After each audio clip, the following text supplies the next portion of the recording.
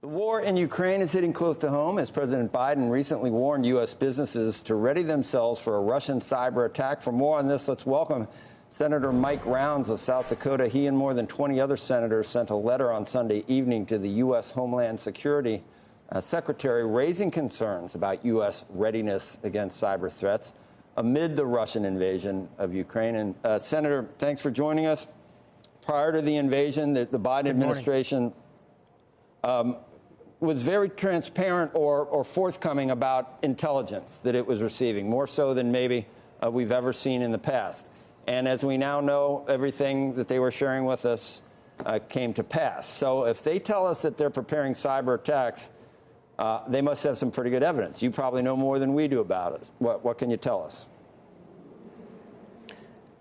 Russia uses third-party players. Sometimes what they'll do is they'll make a deal with a third party, criminals that otherwise would be doing ransomware attacks and so forth. In this particular case, the areas that they'll probably take a look at, energy, communications, financial services. They like the idea of being able to send a message to the American people. What we're also finding out, though, is that our energy sector and our communications sector, our financial sectors, are probably the ones that have the most time to prepare and have done the best job of hardening their systems. But nonetheless, the Russians are frustrated. They understand that they're not doing well in Ukraine, and they're frustrated by the fact that we are getting a lot of weapon systems into Ukraine. They would love to send a message to the American people that this is going to impact us as well. We have to be prepared for that. Senator, that's just one aspect of what we're seeing. People are starting to point out that it's a difficult position to take if you're petrified of a nuclear war, and yet you're still probably your security is better, your intelligence is better, your surveillance, your reconnaissance, even your nuclear arsenal is probably better.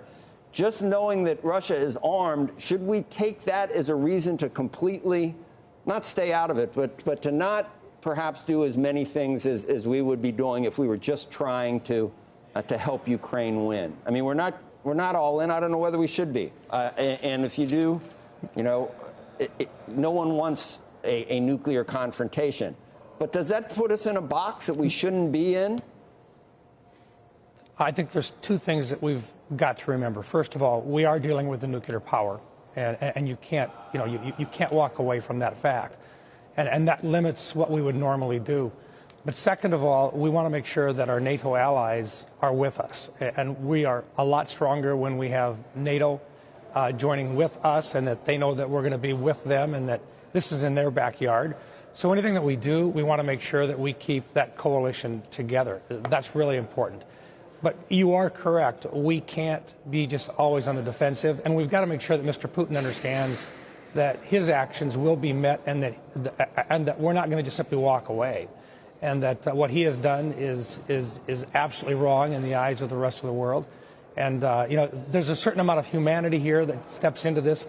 The American people don't like what they're seeing, but they also don't want to see us commit young men and women from our country into this fight. But we don't have a NATO agreement with Ukraine, but we have that sense of humanity that says that what's going on here is wrong, and we want to do everything we can to help.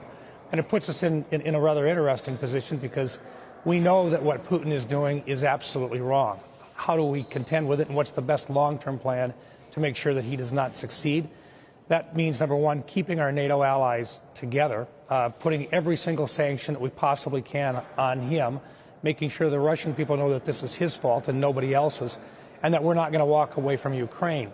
The other piece of this is Ukraine is actually making it really very, very difficult for Putin to get any inroads there, and we're going to continue to supply those weapon systems to them and give them as much support as we possibly can.